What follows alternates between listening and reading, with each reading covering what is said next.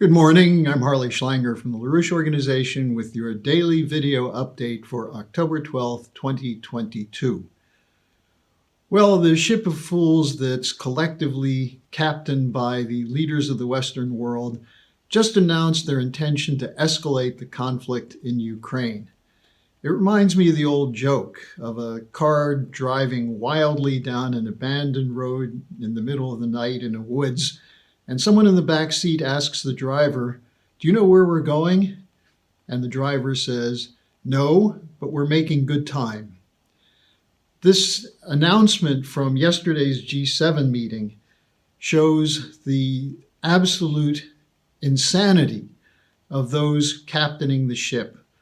We've just witnessed a series of criminal acts of sabotage against critical infrastructure. The shelling of the Zaporizhzhia nuclear power plant by Ukrainian forces, explosions aimed at destroying the Nord Stream pipelines, and the explosion on the bridge over the Kerch Strait. Russia has responded to these actions by escalating the shelling of Ukraine. And what's NATO's response? Well, first they accuse Russia of these attacks, that is, accusing the Russians of attacking their own infrastructure. Secondly, they gloat over the events. And third, they pledge more aid to Ukraine to continue the war.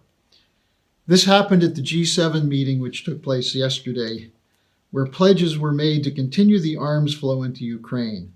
No discussion at all of negotiation. This is rejected as completely off the table.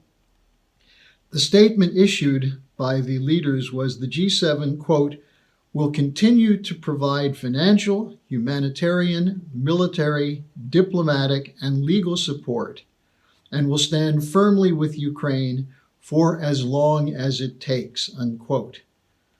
Now this will be followed by a NATO defense ministers meeting in Brussels today. And in preparation for the meeting, NATO General Secretary Stoltenberg said, quote, NATO will step up and sustain our support for Ukraine. Our message is clear, he said. NATO stands with Ukraine for as long as it takes, unquote. Now, in his statement, he admitted that NATO has been training Ukrainian soldiers since 2014. Now, this is interesting because this is an admission that NATO must have been fully aware of the murderous shelling by Ukrainian forces against civilians in eastern Ukraine in the Donbas region. Now, there was an attempt to end this killing, which was negotiated in Minsk, called the Minsk Accords 1 and 2. The Minsk Accord was signed by Ukraine and Russia and Germany and France. And Germany and France were supposed to ensure that it was carried out. And the Minsk Accord would have ended the shelling and the attacks on eastern Ukraine. Well, the Ukrainians never abided by it, and the French and the Germans never insisted or pressured them to do so. On the second day of the NATO ministerial meeting, the NATO Nuclear Planning Group will meet, and they'll be discussing the NATO annual nuclear exercise, Steadfast Noon, which begins next week. This is supposedly a routine nuclear training exercise, but in the context of the current circumstances, with tensions growing between East and West, with talk of nuclear strikes coming mostly from Western leaders, this is a provocation. Why not call it off and say we're now ready to negotiate an end to this conflict? Well, that's not the intent of NATO. The intent of the NATO leadership is to destroy Russia and destroy China. Why?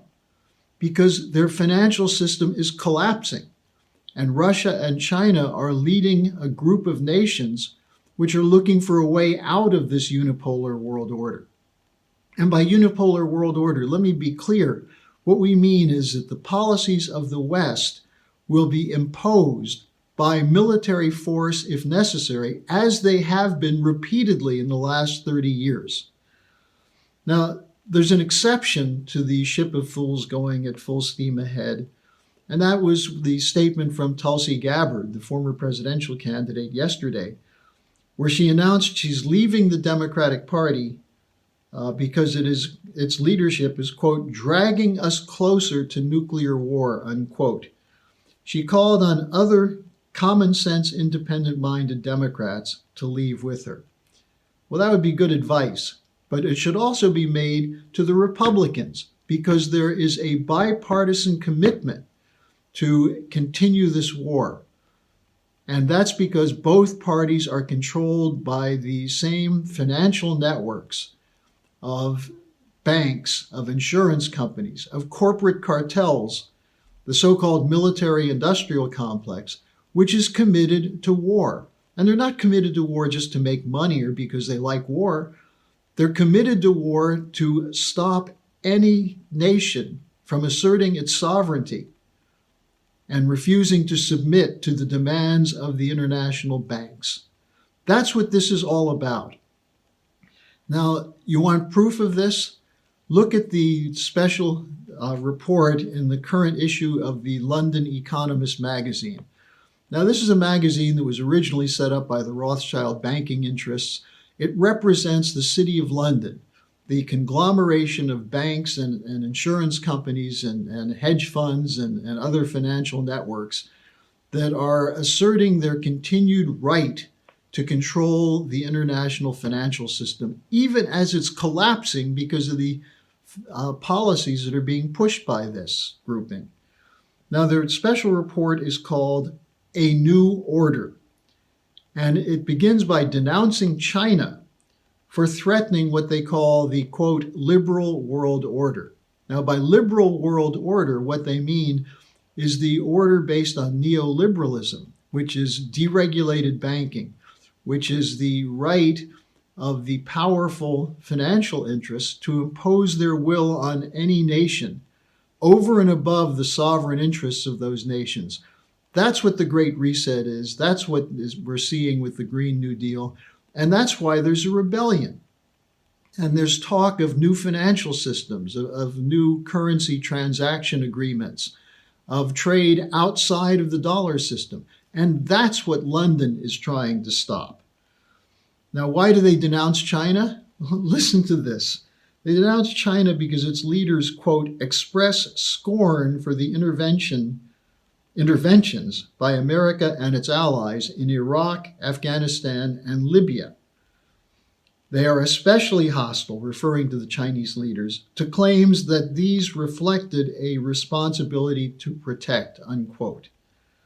Now, they later on in the article include Russia for their brazen defiance of this liberal world order.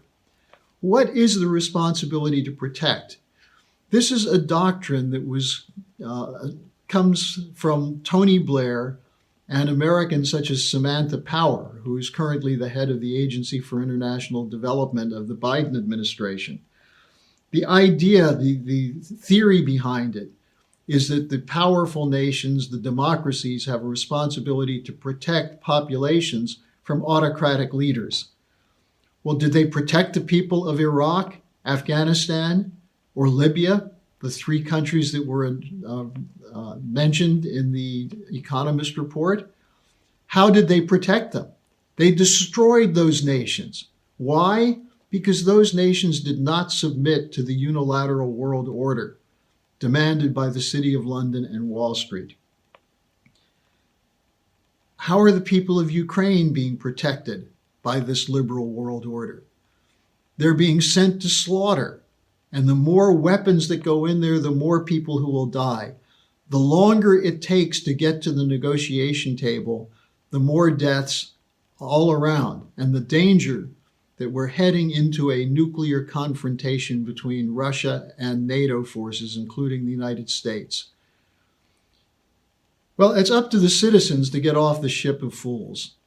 And the Schiller Institute has been clear that the solution is to reject this idea of responsibility to protect and instead move to a new financial and security architecture based on a commitment to negotiate and carry out economic policies based on cooperation among sovereign nation states.